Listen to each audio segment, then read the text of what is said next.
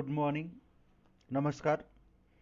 व्यावसायिक अर्थशास्त्राच्या या लेक्चरमध्ये आपल्या सर्वांचं पुन्हा एकदा सहर्ष स्वागत आहे. आजच्या या सेशनमध्ये आपण अर्थशास्त्रीय विश्लेषणाची साधने या विषयावर सविस्तर चर्चा करणार आहोत. की अर्थशास्त्रीय विश्लेषणाचा विचार केला तर अर्थशास्त्रामध्ये वेगवेगळे नियम आहेत, सिद्धांत आहेत, वेगवेगळी निरीक्षणं त्या ठिकाणी केली जातात, त्यावरून काही निष्कर्ष काढले जातात. त्याचप्रमाणे वेगवेगळ्या प्रकारच्या प्रवृत्तींचा अर्थशास्त्रीय विश्लेषणांमध्ये समावेश होतो. हे जे सगळे घटक आहेत तर या सगळ्या घटकांमधील अर्थ शोधून काढणे, त्यांच्यातील परस्पर संबंध शोधून काढणे आणि त्यांचा परस्परांवर होणारा परिणाम शोधून काढण्यासाठी सैद्धांतिक विश्लेषण करण्याचा प्रयत्न हा वेगवेगळ्या साधनांच्या साहाय्याने केला जातो. अर्थशास्त्रामध्ये असणारे हे सर्व घटक हे परस्परावलंबी म्हणजेच एकमेकांवर अवलंबून असणारे घटक असतात. त्यामुळे एका घटकातील बदलाचा दुसऱ्या घटकावर काय परिणाम होतो याचं विश्लेषण करण्यासाठी जी वेगवेगळी अर्थशास्त्रीय विश्लेषणाची साधने वापरली जातात त्यामधलं तिसरं साधन आहे आलेख किंवा ग्राफ. अर्थशास्त्रीय विश्लेषणासाठी प्राप्त झालेल्या माहितीच्या आधारावर आलेख काढला जातो. म्हणजेच अनुसूचीमध्ये जी माहिती प्राप्त झालेली आहे त्या माहितीचा आधार घेऊन त्या दोन घटकांमध्ये किंवा दोनपेक्षा जास्त घटकांमध्ये असणारा संबंध स्पष्ट करण्यासाठी आलेख या साधनाचा वापर केला जातो. आलेखामधील जे वक्र आहेत त्या वक्राचा आकार आणि त्या वक्राचा प्रवाह म्हणजे त्या वक्राचा स्लोप विचारात घेतल्यास अर्थशास्त्रीय सिद्धांत स्पष्ट होत. की जसं मागणीचा नियम असेल, पुरवठ्याचा नियम असेल, त्यामध्ये मागणीचा वक्र असेल, पुरवठ्याचा वक्र असेल, तर त्या वक्राचा असणारा आकार कसा आहे, त्याचप्रमाणे त्याचा स्लोप कसा आहे, म्हणजे त्याचा प्रवाह कसा आहे. म्हणजे मागणी वक्राचा विचार केला तर डावीकडून उजवीकडे वरून खाली येणारा असतो. पुरवठा वक्राचा विचार केला तर डावीकडून उजवीकडे खालून वर जाणारा असतो. त्यामुळे आलेखामध्ये दर्शवलेल्या वक्राचा जो प्रवाह आहे किंवा स्लोप आहे तर त्या स्लोपवरून देखील अर्थशास्त्रीय सिद्धांत स्पष्ट होत. अर्थशास्त्रामध्ये आलेख काढण्यासाठी दोन सरळ रेषा 90 अंशाच्या कोनात एकमेकांना छेदून जातात. म्हणजे दोन सरळ रेषा 90 अंशाच्या कोनात एकमेकांना छेदून जात असलेल्या आलेखामध्ये काढल्या जातात. दोन रेषा एकमेकांना ज्या ठिकाणी छेदून जातात त्या छेदनबिंदूला आलेखाचा आरंभ बिंदू किंवा शून्य बिंदू असे म्हणतात. दोन रेषांपैकी जी उभी रेषा असते त्या उभ्या रेषेला OY अक्ष किंवा अय अक्ष असे म्हणतात. तर जी आडवी रेषा असते त्या आडव्या रेषेला OX अक्ष असे म्हणतात. तर अर्थशास्त्रामध्ये जो आलेखाचा वापर केला जातो त्या आलेखाचा जर विचार केला तर त्याचं स्पष्टीकरण या आकृतीच्या सहाय्याने आपल्याला करता येईल. की जो आलेख काढला जातो त्या आलेखामध्ये ही उभी रेषा आहे, ही आडवी रेषा आहे. ह्या दोन रेषा एकमेकांना या ठिकाणी 90 अंशाच्या कोनामध्ये छेदून जातात. त्यामुळे हे जे एकूण 360 अंश आहेत किंवा हे 360 अंशाचं एक सर्कल असतं तर या सर्कलचं विभाजन या ठिकाणी या दोन समांतर तिरप्या रेषांमुळे 90 अंशामध्ये झालं. या ठिकाणी 90 अंश, या ठिकाणी 90 अंश, इथं 90 अंश, इथं 90. दोन समांतर तिरप्या रेषा एकमेकांना छेदून गेल्यामुळे 360 अंशाचे समान चार भागात विभाजन होऊन 90 अंशाचे चार काटकोन या ठिकाणी तयार झाले. म्हणजे हे चार काटकोन त्या ठिकाणी तयार झालेले आहेत. आता क्लॉकवाईज जर विचार केला तर या ठिकाणी याचे चार भाग जे आहेत त्यातला हा पहिला भाग आहे, हा दुसरा भाग आहे, हा तिसरा भाग आहे आणि हा चौथा भाग आहे. त्यामुळे घड्याळाच्या काट्यानुसार असा जर विचार केला तर जो पहिला भाग आहे त्या पहिल्या भागामध्ये एक्स अक्ष म्हणजे O पासून तर X पर्यंत, इथं O दर्शवलेला आहे, इथं X म्हणजे हा आलेखाचा आरंभ बिंदू आहे. त्यानंतर ही इथून इथपर्यंत येणारी जी रेषा ही OX, इथून इकडे जाणारी ही OY रेषा आहे.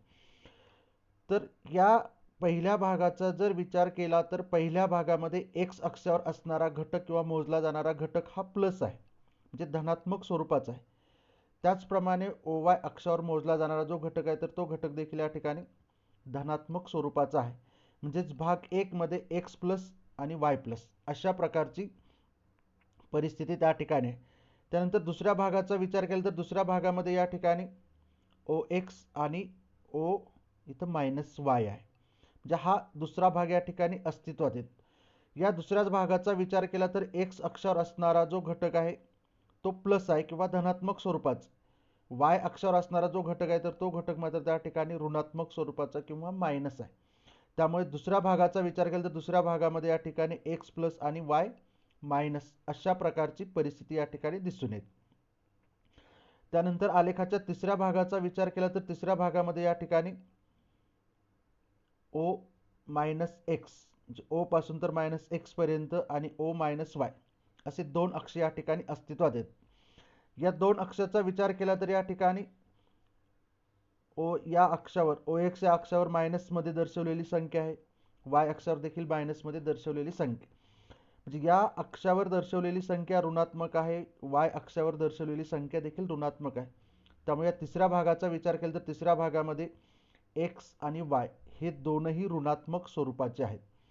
म्हणजे दोन्ही अक्षावर असणारे घटक जेव्हा ऋण स्वरूपाचे असतील त्यावेळेस त्या ठिकाणी या भागाचा वापर केला जातो.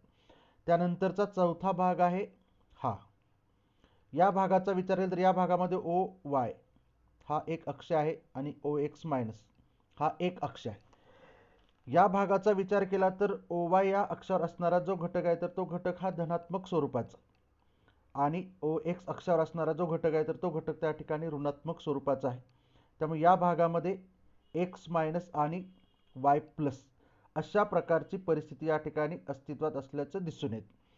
आलेखाच्या या चार भागांचा विचार केला तर अर्थशास्त्रीय नियमाचं विश्लेषण करण्यासाठी सामान्यपणे पहिल्या भागाचा वापर केला जातो. जास्तीत जास्त सिद्धांत स्पष्ट करण्यासाठी हा पहिलाच भाग वापरला जातो. त्यामुळे आपण अर्थशास्त्रातील आकृती या भागामध्येच काढतो. काही विशिष्ट नियमांचा विचार केला तर त्या नियमासाठी पहिला भाग आणि दुसरा भाग हे दोन भाग वापरले जातात. या दोन भागांचा एकत्रितपणे वापर केला जातो. त्याशिवाय काही अतिशय कमी सिद्धांताचा विचार केला तर त्या सिद्धांतामध्ये पहिला भाग आणि चौथा भाग असे दोन भाग एकत्रितपणे वापरले जातात. म्हणजे अर्थशास्त्रीय सिद्धांत स्पष्ट करण्यासाठी आलेखाचा जर विचार केला तर त्यापैकी जास्तीत जास्त सिद्धांत हे पहिल्या भागामध्येच स्पष्ट केले जातात. काही विशिष्ट परिस्थितीमध्ये पहिला आणि दुसरा भाग एकत्रित वापरला जातो. काही विशिष्ट परिस्थितीमध्ये पहिला आणि चौथा भाग एकत्रित वापरला जातो. या चारही भागांचा एकत्रितपणे वापर त्या ठिकाणी केला जात नाही. तर अर्थशास्त्रीय नियम आलेखाच्या साहाय्याने कसे स्पष्ट केले जातात यासाठी आपण त्याची दोन उदाहरणं बघूयात. त्यातलं पहिलं उदाहरण आहे घटत्या सीमांत उपयोगितेचा नियम. घटत्या सीमांत उपयोगितेच्या नियमानुसार इतर परिस्थिती स्थिर असताना जर उपभोक्त्याकडे असलेल्या वस्तूच्या नगसंख्येत वाढ झाली तर त्या वस्तूपासून उपभोक्त्याला प्राप्त होणारी सीमांत उपयोगिता घटत जाण्याची प्रवृत्ती असते. म्हणजे वस्तूची नगसंख्या जसजशी वाढत जाईल त्यानुसार त्या ठिकाणी सीमांत उपयोगिता कमी कमी होत जाते. हा जो नियम आहे तर हा नियम या आकृतीमध्ये या ठिकाणी आपण दर्शवलेला आहे. या आकृतीचा विचार केला तर या ठिकाणी हा आलेखाचा पहिला भाग आहे आणि हा जो इथं खाली आहे हा आलेखाचा दुसरा भाग. म्हणजे दोन भागांचा या ठिकाणी आपण विचार केला. तर या आलेखाचा विचार केला तर या आलेखामध्ये ओ एक्स अक्षावर वस्तूची नगसंख्या दर्शवलेली आहे आणि ओ वाय अक्षावर एकूण उपयोगिता आणि सीमांत उपयोगिता दर्शवलेली आहे. त्यानंतर या वक्राचा विचार केला तर हा टी यू वक्र, हा टी यू वक्र जो आहे तर हा वक्र त्या ठिकाणी एकूण उपयोगिता दर्शवतो आणि हा जो वक्र आहे तर हा सीमांत उपयोगिता दर्शवतो. म्हणजे हा एम यू वक्र आहे, मार्जिनल युटिलिटी कर्व, आणि टी यू म्हणजे टोटल युटिलिटी कर्व. म्हणजे हा वक्र या ठिकाणी एकूण उपयोगिता दर्शवतो आणि हा वक्र सीमांत उपयोगिता दर्शवतो. घटत्या सीमांत उपयोगिता वक्राचा विचार केला तर वस्तूच्या नगसंख्येमध्ये जसजशी वाढ होत जाईल त्यानुसार एकूण उपयोगिता आणि सीमांत उपयोगितेमध्ये बदल होत जात. त्या ठिकाणी वस्तूची नगसंख्या 1 पासून तर 7 पर्यंत जर वाढली तर एकूण उपयोगितेमध्ये या ठिकाणी बदल झालेला आहे, सीमांत उपयोगितेमध्ये देखील बदल झालेला आहे. यापैकी एकूण उपयोगितेचा विचार केला तर एकूण उपयोगिता एका विशिष्ट बिंदूपर्यंत वाढत जाण्याची प्रवृत्ती असते. म्हणजे या ए बिंदूपासून तर या बी बिंदूपर्यंत एकूण उपयोगिता ही वाढत जाण्याची प्रवृत्ती आहे. त्यानंतर बी बिंदू आणि सी बिंदू यामध्ये एकूण उपयोगिता ही ओ एक्स अक्षाला समांतर होत. म्हणजे हा वक्र ओ एक्स अक्षाला समांतर होत. म्हणजे एकूण उपयोगिता या ठिकाणी स्थिर असते. अनुसूचीचा विचार केला तर अनुसूचीमध्ये आपण या ठिकाणी 30 आणि 30 असं दर्शवलेलं आहे की 5 नगाचा उपभोग घेतला तरी उपभोक्त्याला 30 एवढी एकूण उपयोगिता प्राप्त होते. 6व्या नगाचा उपभोग घेतला तरी 30 एवढीच उपयोगिता प्राप्त, जे या ठिकाणी समान. त्यानंतर एकूण उपयोगितेमध्ये घट होण्याची प्रवृत्ती असते किंवा एकूण उपयोगिता घटत जात. त्यामुळे सी पासून तर डी पर्यंत या वक्राचा विचार केला तर हा वक्र पुन्हा खालच्या बाजूला वळत. त्यानंतर सीमांत उपयोगिता वक्राचा विचार केला तर हा वक्र डावीकडून उजवीकडे वरून खाली येणारा किंवा ऋणात्मक उताराचा असतो. त्यामुळे वस्तूची नगसंख्या 1 पासून तर इकडं अशी जर वाढत गेली तर हा वक्र डावीकडून उजवीकडे वरून खाली येत जात. 6व्या नगाचा विचार केला तर 6व्या नगापासून उपभोक्त्याला 0 एवढी उपयोगिता प्राप्त होते. त्यामुळे सीमांत उपयोगिता वक्र या ठिकाणी OX अक्षाला छेदून जातो. म्हणजे या ठिकाणी 6व्या नगापासून उपभोक्त्याला 0 उपयोगिता प्राप्त होते. त्यानंतर जर उपभोक्त्याने 7व्या नगाचा उपभोग घेतला तर या ठिकाणी उपभोक्त्याला -2 एवढी उपयोगिता प्राप्त होते. त्यामुळे हा वक्र OX अक्षाला छेदून आलेखाच्या दुसऱ्या भागामध्ये या ठिकाणी जात. त्यामुळे घटत्या सीमांत उपयोगितेचं विश्लेषण करण्यासाठी आलेखाचा पहिला भाग आणि आलेखाचा दुसरा भाग या दोन भागांचा एकत्रितपणे वापर केला जातो. त्यानंतर ज्या ठिकाणी सीमांत उपयोगिता 0 असते, म्हणजे 6व्या नगाला सीमांत उपयोगिता 0 आहे, त्या ठिकाणी एकूण उपयोगिता सर्वाधिक असते. या सी बिंदूमध्ये एकूण उपयोगिता सर्वाधिक म्हणजेच 30 एवढी आहे. त्यानंतर आलेखाचं स्पष्टीकरण करण्यासाठी मागणी नियमाचा जर आपण विचार केला तर मागणी नियमानुसार इतर परिस्थिती स्थिर असताना वस्तूच्या किमतीमध्ये जो बदल होतो त्या बदलाच्या व्यस्त प्रमाणात मागणीमध्ये बदल होतो. म्हणजे वस्तूची किंमत जर वाढली तर मागणी कमी होते, वस्तूची किंमत कमी झाली तर मागणी वाढते. हा मागणी नियम किंवा मागणीचा वक्र या आलेखामध्ये आपण या ठिकाणी दर्शवला. या आलेखामध्ये OX अक्षावर म्हणजे हा जो आलेख आहे त्या आलेखापैकी इथं पहिल्या भागाचा फक्त वापर केलेला आहे. तर मागणी नियम हा पहिल्या भागामध्ये स्पष्ट होतो. तर यामध्ये OX अक्षावर मागणी दर्शवलेली आहे, OY अक्षावर किंमत दर्शवलेली आहे आणि DD हा जो वक्र आहे तर हा वक्र त्या ठिकाणी मागणी वक्र आहे. तर किमतीचा विचार केला तर 1 2 3 4 5 6 7 अशी किंमत आहे. मागणी 1 2 3 4 5 6 7 पर्यंत दर्शवली. अनुसूचीमध्ये आपण किंमत 1 पासून तर 5 पर्यंत विचारात घेतली आणि मागणी देखील 1 पासून तर 5 पर्यंत विचारात घेतली. वस्तूची किंमत 5 असताना मागणी 1 आहे.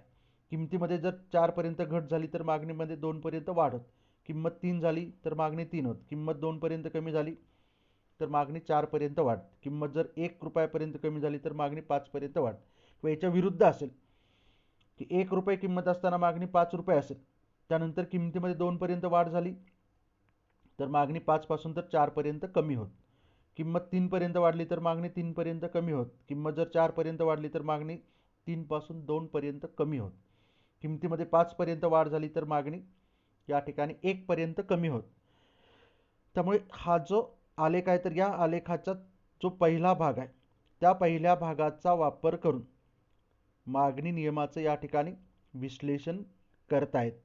तर अशा प्रकारे अर्थशास्त्रामध्ये असणारे जे नियम आहेत किंवा सिद्धांत आहेत तर त्या सिद्धांताचं विश्लेषण करण्यासाठी किंवा त्याचं स्पष्टीकरण करण्यासाठी आलेख या साधनाचा वापर केला जातो. व्हिडिओ शेवटपर्यंत बघितल्याबद्दल सर्वांना धन्यवाद. थँक्यू.